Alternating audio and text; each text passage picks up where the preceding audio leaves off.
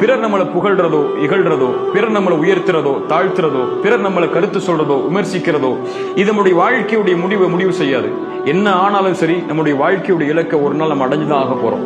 ரசூலுல்லாஹி ஸல்லல்லாஹு அலைஹி வஸல்லம் 21 ஆண்டு காலம் அந்த நபித்தோழர்களுக்காக உழைக்கிறாங்க. உழைச்சு மக்காவுக்குள் நுழையிறதுக்காக அழைச்சிட்டு வர்றாங்க. மக்காவுக்குள் நுழையும் போது அந்த இணை வைப்பாளர்கள் தடுக்கிறாங்க. மக்காவில் உள்ள இணை வைப்பாளர்களுக்கும் ரசூலுல்லாஹி ஸல்லல்லாஹு அலைஹி வஸல்லம் அவங்களுக்கும் உடன்படிக்கை நடக்குது, ஹுதைபியா உடன்படிக்கை. அந்த ஹுதைபியா உடன்படிக்கையை எந்த நபித்தோழரும் விருப்பத்தோட ஏற்றுக்கொள்ளல.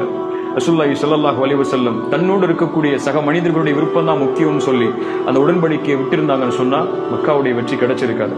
படைச்சவனுடைய திருப்தி தான் முக்கியம். படைச்சவன் என்ன ஏத்துக்கிட்டா போதும், இந்த நபித்தோழர்கள் ஏத்துக்காட்டாலும் பரவாயில்லைங்கிறதுக்காக அல்லாஹ்வுடைய தூதருக்கு இருந்த உறுதி மக்காவுடைய வெற்றியை அடுத்த சில ஆண்டுகளிலேயே வாங்கி தந்துச்சு. படைச்சவனை திருப்திப்படுத்தணும்னு ஓடுறவன் இந்த உலகத்துல வெற்றி அடைஞ்சுக்கிட்டே இருப்பான். படைப்புகளை திருப்திப்படுத்தணும்னு ஓடுறவன் தோத்துக்கிட்டே இருப்பான்.